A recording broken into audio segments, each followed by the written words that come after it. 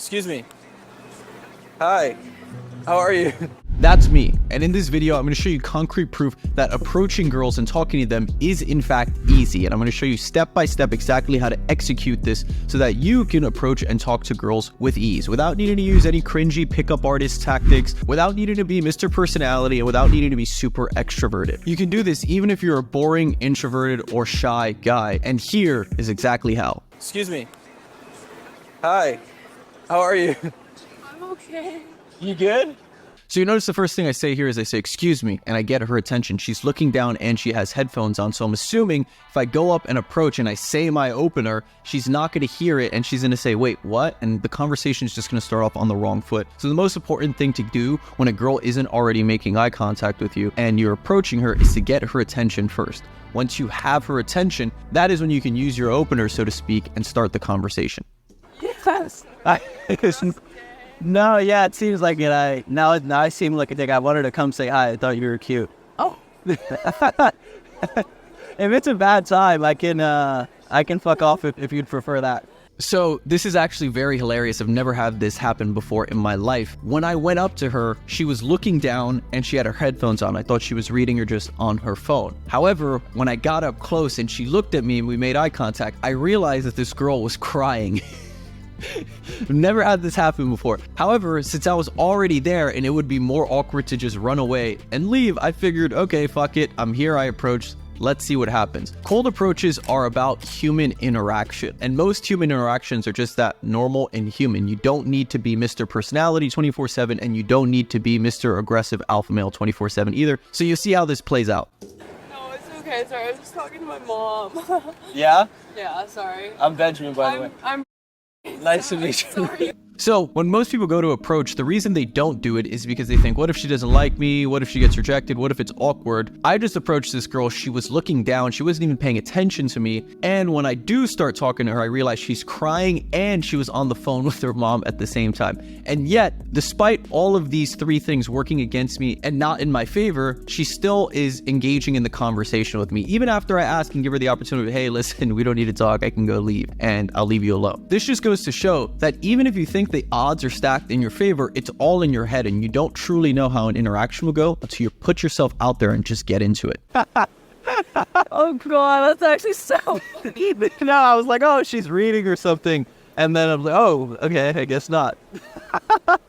No, it's okay. Just like some like friend and family stuff. It's like it's So you see, we take a pause here, we laugh, and we acknowledge the awkwardness and absurdity of the situation. Not every situation or interaction with a stranger is gonna play like a James Bond, suave, smooth, charismatic scene. This is not the movies, this is real life. Awkward, unpredictable things are gonna happen, but just being able to sit in them, not get thrown off, be able to laugh and smile through them is actually going to take you very, very far. And this is yet another reason why cold approach is such a superpower in 2023, because the fact that we met like this immediately makes the interaction that much more special. She can swipe on dating apps all day, guys can DM her on Instagram all day, but how often are you gonna meet a stranger in a complete random, crazy situation like this? And this is why cold approach is so special, because you can create these movie scene like experiences where there's almost a plot happening, and she's going to value you in the interaction that much more than all the other guys in her phone. Where do you live? Are you in school? yeah, well I go to school, but I've been here for the summer. So you notice as soon as you get through the opening, we establish a little bit of context. I'm here to meet you. I thought you were cute. Let's talk a little bit. There's a little bit of a back and forth. As soon as there's that space, I just go into normal small talk. I ask her questions about herself to get an idea of who she is, where she lives, and what her logistics are. Because at the end of the conversation, you'll see I'm going to ask her for her number and use those logistics to get the phone number. So you're interning or just visiting? Kind of just visiting. I was traveling in Europe for the first half of the summer, and then came here and I've been like couch surfing for the last couple weeks. Nice. Where in Europe did you go? I went to Greece and like Isle of Copt, and then went to Italy, and then off like north. Nah, I'm actually going to Italy in 2 weeks. I'm going with my family. Yeah, I'm going to the Amalfi Coast, Rome, and somewhere else. Yeah, I was in Europe in June too.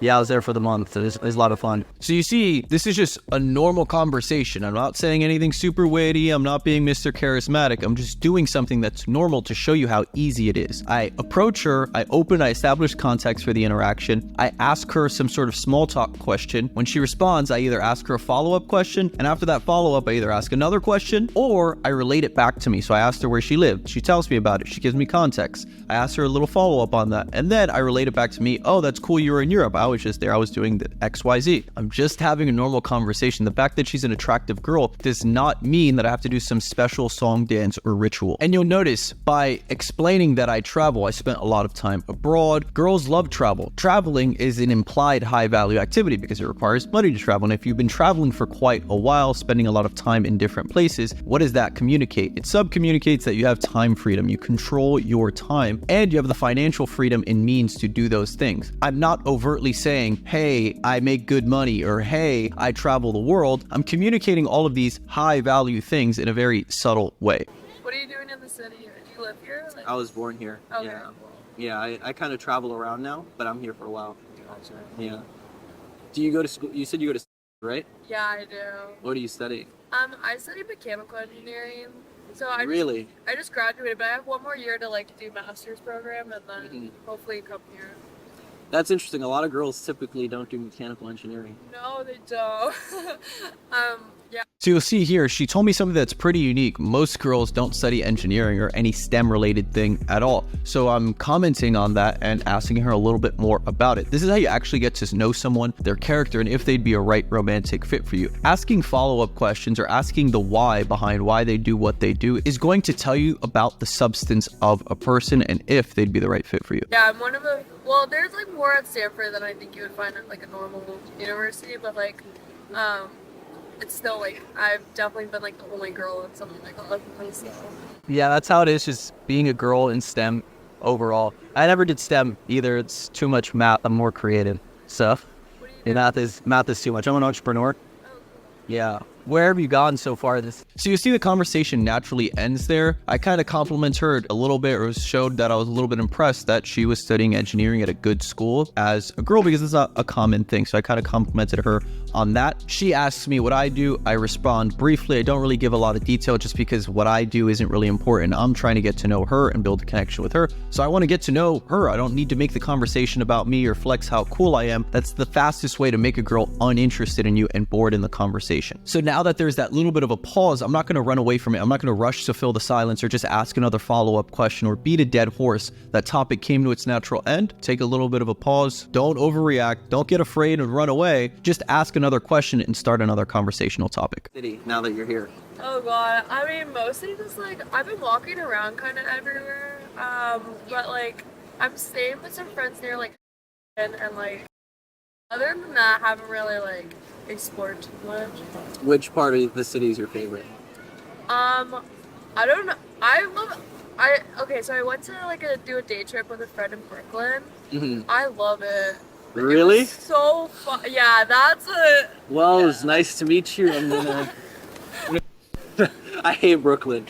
So you notice I kind of tease her a little bit here. She was saying she likes Brooklyn. I'm not a fan of Brooklyn at all. I hate Brooklyn. So I say, well, it was nice to meet you. I disqualify her a little bit and I pretend like I'm going to get up and walk away. These sort of disqualifications make the conversation a little bit more fun, a little bit more playful, and they establish a little bit of a back and forth because she likes Brooklyn, I don't like Brooklyn. So now we can create a little bit of a back and forth teasing dynamic that's just going to add a little bit more emotion and fun to the conversation. Also, not to get too into the minute details here, but the fact that I am willing to communicate my likes, my interests, and dislikes rather than just yesing her to death and saying, oh yeah, I like that too. And another subtle thing here to keep in mind is that communicating my likes, my interests, and my dislikes and what I don't like shows that I have standards. I'm not going to just agree with everything she says like some sort of fake nice guy who's just saying yes and agreeing with her so that she'll like him back. I am communicating who I am and staying true to that. I'm not doing anything that requires you to be an extrovert, that requires you to have James Bond level of charisma. I'm just having normal conversation. And again, we're 5 minutes into this and she's a complete stranger. And yet she's still here. She hasn't run away. She hasn't told me to fuck off. You can just have normal conversation with a stranger, and being confident, calm, and collected enough to just be normal in conversation is actually all you need to have wild amounts of success with cold approach. I used to go surfing in Malibu all the time. I go surfing in OC a lot too. I feel like LA was a lot better pre-COVID, but after COVID, it's pretty bad, pretty bad. So, yeah, that's why I moved and I came back to the East Coast. It's too much, yeah. What do you typically do for fun since you're here? So you notice the conversation came to a natural end. I didn't beat it at horse. I didn't try and keep the conversation going. I didn't rush to fill the silence. Once the silence came, that little pause is there. Fine, just maintain eye contact and start a new conversation. Now I'm asking her, what do you typically do for fun around here? I'm asking this with purpose. I'm not just having aimless, pointless small talk that's not going anywhere. I'm asking this because I want to know what her interests are, what she does around in the city. Because if those interests align with what I like to do, then I can use that to invite her to something that we can do together. And once I invite her to do something together, I'll get her Instagram to contact her about that thing, and boom, we've essentially soft closed a potential hangout or a potential date. I don't know, like most of my friends are like working throughout like the days, so I feel like I've just been like wandering, going to like art museums, like I don't know, doing my own. Like I do have a little bit of work, but definitely not like a full like 9 to 5 kind of thing. Yeah. So a lot of museums, a lot of like coffee shops, stuff like that. And then weekends, I've been like really like we have like a group chat of like our friends around here. Someone sends a link, I buy a ticket, and then we go. You go so, somewhere. Yeah. Yeah, it's a good city to explore on your own just because there's so much to do. And yeah, but yeah, you should come out sometime. My friend is a DJ. He DJs at a couple spots around here downtown. You should come out with us sometime. That'd be fun. Yeah. Do you have Instagram? So you notice, she told me she likes going out to party sometimes. She'll go with her friends to maybe a bar or a club. Knowing this info, I then invite her out by saying, hey, listen, my friend DJ's in the city. I'm proposing something of value, which is why it's important to be a man of value. I know that's kind of a cringe, overly used term in the space nowadays, but being the type of guy who can provide value to people and has a nice lifestyle is definitely going to help. Because I'm connected in my city, because I know the best places, because I'm connected with cool people, I can use those things to my advantage to propose a date idea or a hangout that is going to be more fun and enticing to a girl than just a normal coffee date, which could be enticing, but with a stranger, it's always good to have some sort of cool activity in your back pocket. And you'll notice I use that to lead into getting her Instagram. Yeah, I do. I still feel bad that I interrupted your. I know. I was like, I should probably call my mom back. I was just like, bye. Oh, you were on the phone with her when I came up to you. Yeah. Oh wow, I'm so sorry. No, you're so good. You're gonna have to apologize to your mom for me. Yeah. So you notice as I'm getting her Instagram, I'm just having a little bit of small talk back and forth, so there's not this awkward silence like, give me your number and then I'm gonna run away. Your name? Benjamin. Benjamin? Yeah. Well, I have to get going. I'm gonna go meet a friend. I have to get a couple more steps in, but it was very nice to meet you. I'll hit you up. Yeah, I hope you feel better. Later. Funniest meet. Bye. And you notice there she says this is the funniest way to meet someone, which just goes to show she's going to value this interaction so much more because it's so much more special than the hundreds of Tinder inboxes she gets. Dating apps and Instagram are very useful and have a time and place, but cold approach has its own time and place as well, and this is one of the best use cases for it. If you want help with approaching, if you want me and my team to do a detailed audit of your approaches, help you get into conversations, help you learn how to get good at small talk, how to make your conversations emotional and romantically charged so that they lead to phone numbers, dates, and potentially fulfilling relationships with amazing women, then click the link in the description and watch this video that's going to show you why cold approach is the new superpower in 2023.